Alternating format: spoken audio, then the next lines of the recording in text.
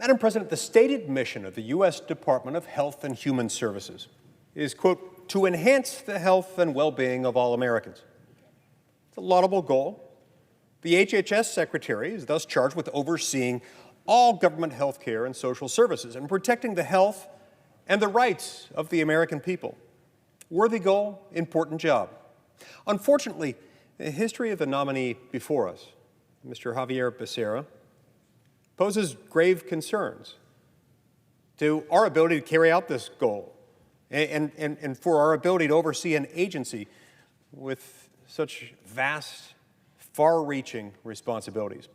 First, Mr. Becerra has repeatedly been on the record for wanting to eliminate private health insurance for millions of Americans, even at a time when families need affordable, effective, and flexible health care, and when health care workers need jobs, perhaps now more than ever.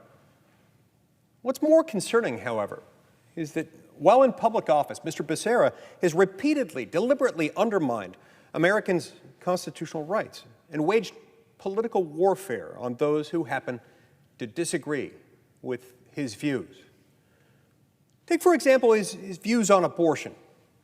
Instead of supporting laws that protect and sustain the life and health of American women and unborn children, Mr. Becerra has supported laws that violently hurt them, endorsing legal abortion up until and even during the moment of birth.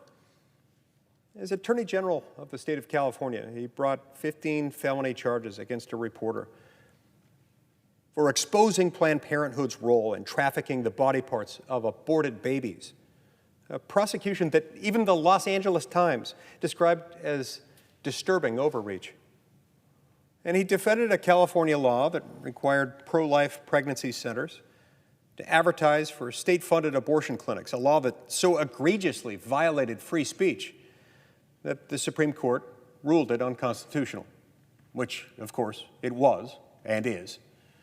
Not only that, but he's consistently and flagrantly taken hostile actions against the free exercise of religion. Perhaps the worst example of this can be found in his legal persecution of the Little Sisters of the Poor. Now, this is a religious order of Catholic nuns who care for the elderly poor.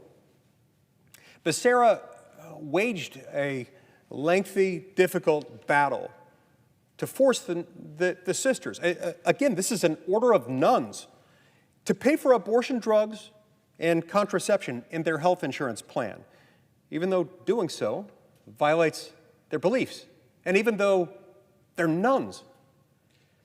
Even after the Supreme Court ruled for the Little Sisters of the Poor in 2016, under a separate case, and after the Trump administration granted them full conscience protections in 2017, Mr. Becerra still sued the Trump administration in an attempt to pierce those protections.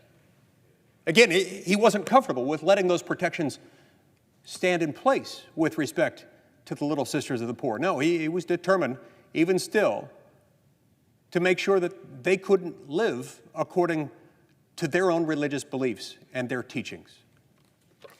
During the pandemic, Becerra was the legal architect of some of the country's most strident, sweeping, and brazenly unconstitutional restrictions on church and on worship services, some of which were struck down by the Supreme Court last month. And he even tried to prevent COVID relief funds from going to religious and other private schools. Madam President, our founders established the principle of religious liberty, the natural right of all human beings to freely hold and live out their religious beliefs, because they understood that man is not free unless his conscience is free. They thought that this principle was so important, so fundamental, that it was the first freedom articulated in the very First Amendment to the Constitution. In doing so, they sought to defend and preserve the space for our deepest convictions, a space upon which the state cannot and must never encroach. In practice, that has meant that the government's job is not to tell people what to believe or how to discharge their religious duties, but to protect the space for all people of all faiths, and of no faith at all, for that matter, to seek truth and to order their lives accordingly. The American people deserve a leader at the U.S. Department of Health and Human Services who will uphold and strengthen this monumental tradition. They deserve a leader who will protect their fundamental rights, not trample them. Unfortunately, tragically, the record of this nominee demonstrates serious threats to the rights and the health and the well-being of the American people. They deserve better, and in good conscience, I cannot support the nomination of Mr. Becerra. Thank you, Madam President. I yield back my time.